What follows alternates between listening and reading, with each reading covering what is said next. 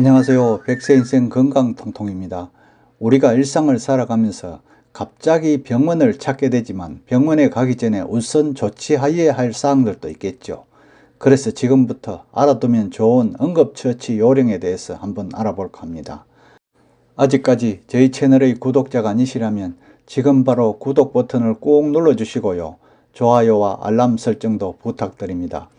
우리가 살다 보면 갑자기 찾아온 고통으로 인해 반드시 병원을 찾아야 하지만 병원에 도착하기 전까지는 응급처치가 필요한 것이 있고 때로는 응급처치만으로도 조치가 가능한 경우도 있겠지요.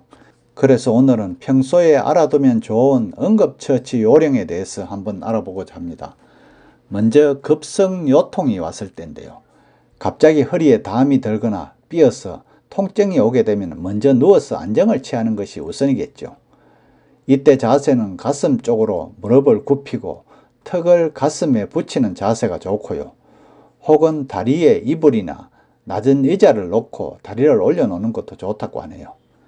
3일 정도는 얼음 찜질이 더 도움이 되고요. 4일차부터는 더운 찜질을 하는 것도 좋죠. 그러나 이러한 안정은 3일 이상 취하지 않도록 해야 하는데요.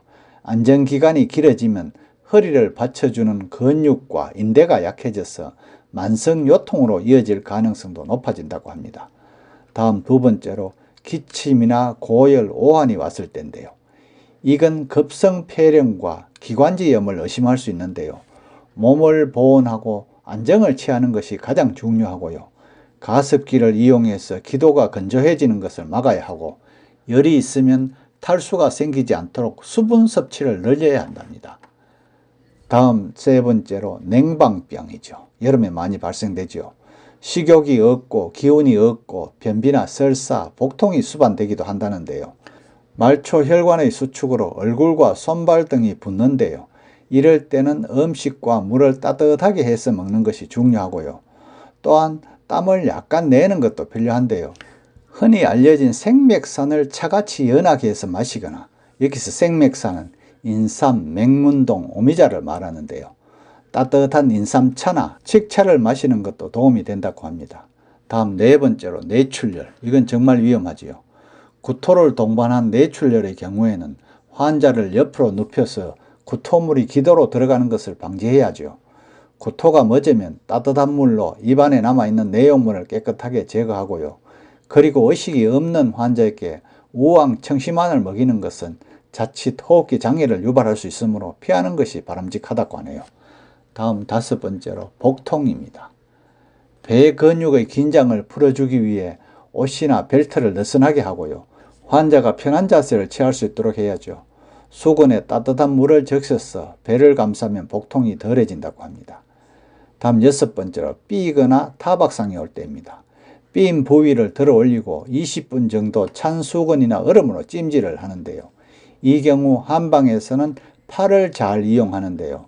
파 머리 부분을 빻아서 환부에 붙이면 혈액순환도 좋아지고 염증도 사라진다고 합니다.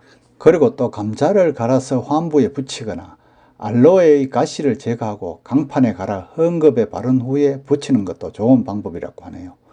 타박상이 있을 때는 참기름을 통증 부위에 마사지 하듯이 발라서 부드럽게 풀어주면 좋다고도 하네요. 다음 일곱 번째로 설사입니다. 설사. 충분한 수분과 전해질 공급으로 탈수를 예방하는 것이 가장 중요한데요. 음식을 먹으면 증상이 더 심해질 수 있으므로 대신 수분을 섭취하도록 해야 하고요. 특히 보리차나 이온음료가 좋다고 하네요. 이렇게 하루 정도 지나서 설사 양이 좀 줄어들면 미염, 죽, 밥의 순서로 가벼운 식사부터 시작해야 한답니다. 다음 여덟 번째로 숨소리가 그릉그릉 하면은 천식일 가능성이 높은데요. 가벼운 천식은 민간요법이 유효할 수도 있다네요. 천식에 좋은 식품으로는 배나 무, 살구씨, 도라지 등이 있는데요. 배는 주로 꿀을 넣어서 달여 먹고요. 가래가 많을 때는 배즙에 생강이나 연근즙을 섞고 꿀을 타서 마신다고 하네요. 살구씨는 호두와 같은 양으로 갈아서 생강차와 복용하면 좋고요. 동네 약국에서도 쉽게 구할 수 있는 껍질 깐 살구씨를 하루 동안 물에 불렸다가 식전에 한 알씩 씹어서 5알 정도 먹는 것도 좋다고 하네요. 특히 도라지는 천식에 좋은데요. 귤 껍질과 함께 넣고 끓이면 쓰고 매운맛을 한결 줄일 수 있다는데요. 또 도라지에 포함된 사포닌은 호흡기를 보호해서 폐기의 흐름을 순조롭게 해준다고 하네요. 다음 식중독입니다. 식후에 얼마 되지 않아 복통과 메스꺼리는 증상이 나타나면 미지근한 물이나 소금물을 마시고요. 입안에 자기 손가락을 깊이 넣어서 자극하여 토해내도록 한다네요. 이때 잘 토해지지 않을 경우에는 생판을 갈아 가루로 만들어 5g 정도 먹으면 쉽게 토해낼 수 있다고 하네요. 다음 10번째로 아이가 열이 나면 가만히 눕히죠.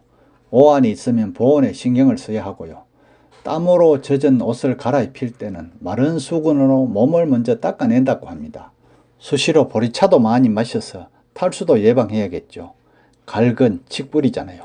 갈근은 해열, 발한작용이 뛰어나서 감기 초기의 열을 내려주는데 효과적이라고 하네요. 그 밖에 열을 내리게 하는 데는 또한 수박즙도 아주 좋다고 합니다. 다음 11번째로 아이가 체하면, 갑작스럽게 체기가 있다면 일단 아무것도 먹이지 말고 따뜻한 물이나 보리차를 먹여야 하고요.